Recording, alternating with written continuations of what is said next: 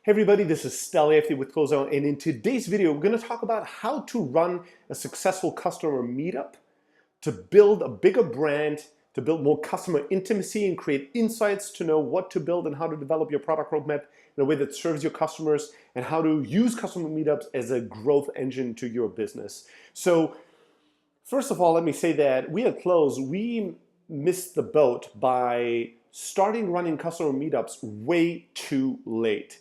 I always felt like customer meetups are something that large organizations run. You have to have a ton of money, time, and people to waste and fuck around. And it's kind of like the thing that looks cool and makes you feel like you're running conferences and meetups and all that stuff. But I really wasn't sure how much value you're going to be able to generate out of those customer meetups and how much time it's going to take. So I kind of resisted it at first, and I think we started doing it too late. In 2017, so this year, we finally decided to do it and run a first customer meetup in I think January or February this year.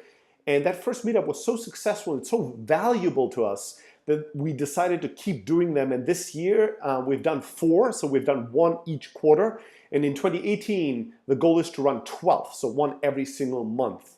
Just to give you an idea on how valuable it has become for our company and culture and business. And so I wanted to share some of the basic learnings, take away some of the mystery, and make more companies out there run customer meetups, because I think it's going to really serve you and your customers and business tremendously well. So first, how many customers do you need to start running customer meetups? It's a tricky question. I would definitely try to run a customer meetup once you have, a number of customers. I think at the lowest end, if you have like 20 or 30 customers that are in one local area, in one city or surrounding area of the city, I think you could try to pull off 1 customer meetup, and you can maybe expand a little bit of the audience, and not just invite purely your current customers, but invite some people that have been prospects, friends, your investors. Just make it a little bit of a broader invite, and you should be able to run a really successful meetup even with just 20 customers in a given city. I think for us, what we're looking for once you're a bit more mature of a business is 50 customers or more in a given city is all we need to know that we need to run a meetup there and invite our customers and wine and dine them and spend some time, quality time with them in a meetup format. So that's kind of the benchmark that we take today. I think in terms of logistics, it's not that complicated today. You could just try to find a venue. Sometimes we'll have a customer that we have such a close relationship with and that had a big office or an office that can host a meetup where we're just gonna, ideally use them and use their space to do the meetup. In cities where we lack that, usually there's, WeWork or some other kind of co-working space or venue space that is easily to find and that you can just book for a day for a few $100 to run a meetup like that.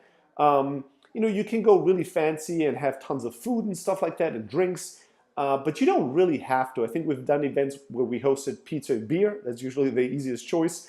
But we've also done events where we just had beer and water and we didn't really offer any food. Maybe we just had a few snacks, and that can work really, really well as well. So you don't have to overcomplicate things and keep them really, really simple. There's tons of tools out there, Eventbrite being one of them, that helps you kind of just post all the details around a meetup, helps you send that link and share it in social media and have people RSVP very easily.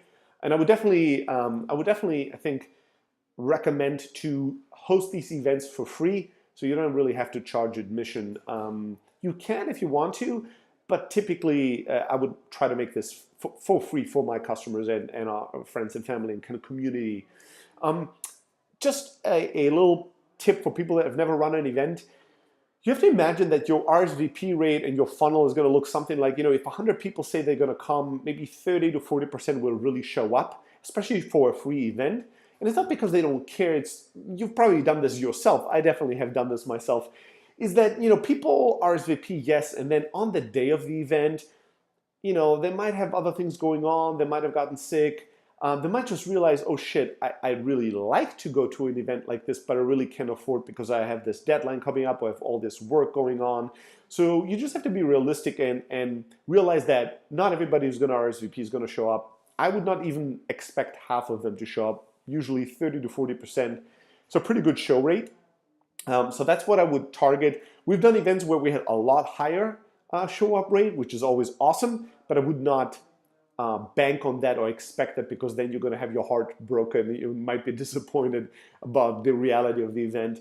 I would say that, writing a quick email to your customers, to your prospects, to your friends in your community, and inviting them maybe, a month out, 3 to 4 weeks before the event is probably an ideal time for people to be able to put this in their calendar. And then you need to realize that you're going to have to probably send a reminder email once or twice before the event, 1 week before the event for sure, because people just forget, or people forget why this is an important event, why they should attend. So you need to sell them on coming, and then you need to resell them on coming once or twice at least to really bump up your RSVP show up rates.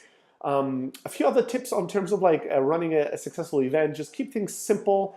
The simpler the better. Don't overcomplicate things. If you can keep the room cool, it's always a good idea. I've learned this from masters of running workshops, seminars, and big events.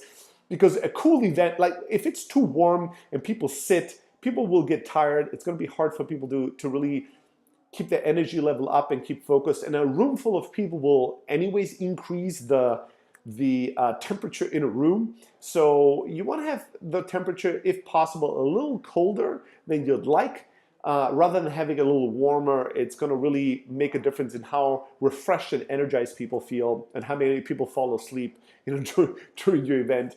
And then another little hack in terms of running events is, you don't want to, if you got 100 RSVPs, let's say, you don't want to have 100 seats ready and then you just have 30 people show up, and it just creates the impression that this was not a successful event. It just, the room is communicating that you expected a lot more than people that showed up. So my advice would be, if you have 100 RSVPs, have 30 seats ready, and then have another bunch of seats kind of on the side. And as those seats have filled up, you can kind of take these fold chairs and seats and add rows. That always will communicate to the room, wow, this has been more successful than people expected. More people are showing up than the event host expected. It just communicates the right vibe. Oh my God, this is so successful that more people are showing up than these people have expected. It's just a good vibe. Nobody wants to show up at an event that creates the impression, oh shit, this was a huge hall, there's like 200 seats and 20 were taken. It's always going to create the impression that this is a failure, no matter what is going on in the event. So you want to be mindful of that. The format, let's talk a little bit about that. Again, I would keep things very, very simple. 30 minutes for people to arrive, because people are going to be late. There's traffic, people have to find parking. So don't expect everybody to be super punctual. So I have 30 minutes or so planned in for the beginning of the event for networking, welcoming people, have chit-chatting, mingling with other people, having people grab a drink and a seat. And then you start usually with a welcome, welcoming, thanking people. If there's an event host that has sponsored the whole thing, a customer of yours, you want to give some props and thanks to the company that is hosting you, or the event space that is hosting you. You want to make sure to have a bunch of people from your own company there. The more the better, actually. So the more people we have at the event, the more interaction is going to happen, and the better that is, the more customer insights and intimacy will be created at the event. So try to have a good amount of people from your company there. Ideally, some cross-functional people, so people from sales, support, engineering, so that no matter what kind of question a customer might have at the event, you have somebody from a relevant team on site to answer the question, to make a connection. It's going to be really useful to do that. You can give a little bit of, so you can call these people out. Hey, here are the people from the team that are here today. You can have them stand up and give them a round of applause and point out, hey, this is, this is Nick, who's running sales and success. Hey, this is, Stefan from engineering. Hey, this is Liz from success. Just, give some people props, and also point and create, faces associated with names that your customers have probably interacted with in one way or another in email or some other format. Then you might want to just give a little outlook and roadmap. Hey, here's what we're currently working on. Here's some exciting news about the company. Here's some behind the scenes of what's going on.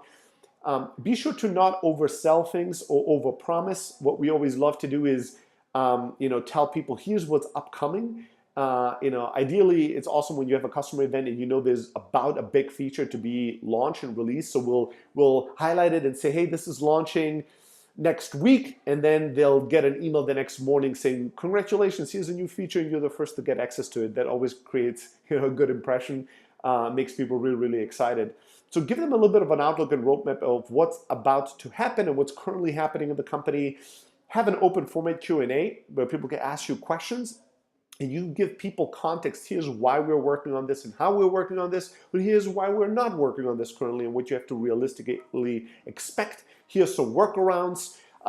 Make sure that you control and really moderate the room carefully, so that if it gets too detailed and too narrow and a customer has a very, very specific problem or need that probably most people in the audience will not care about and not benefit from, in those cases, you can answer it on a high level and then go, hey, you should connect. Hey, Phil is going to connect with you right after this event to go really deep and solve this problem for you, or give you a solution for this workflow, so that you don't waste everybody's time and lose everybody's attention. And then there's another little networking and mingling session, and boom, that's it. That's all you have to do as a format. Bonus points, if you want to make your event even more sexy for people that aren't current customers, so you want to make this more of a community and marketing and sales event and not just purely a customer meetup, you could always just invite one customer of yours to do an interview on stage, maybe about some kind of challenge, some workflow, or some case study of something really unique or powerful that they've done. Make sure to be not overly salesy, again, to make this really valuable for all the people that are there. And one level above that, if you don't want to do a one-on-one interview with a customer or an expert or somebody that's going to attract an audience, a thought leader or something of that kind, is you can do a panel, right? So invite a bunch of people, maybe all of them customers of yours, maybe they don't have to be all customers of yours, but people that are thought leaders, people that work for a company that will attract an audience, and just moderate a little panel. It can be just 30, 40 minutes, 20 minutes of interviewing, 20 minutes of Q&A. That opens up the format more so for marketing and sales, and it just goes away from just being purely a customer meetup where you only talk about your product, your roadmap, and answer questions about that are relevant to your specific customers. Make sure to take lots of pictures and videos, do case studies, and what we've seen really work successfully is there's these little new modern Polaroid cameras that are out there where you can just walk around and do pictures with customers and take pictures of groups of people and hand them to them, and take pictures of those and post them on social media.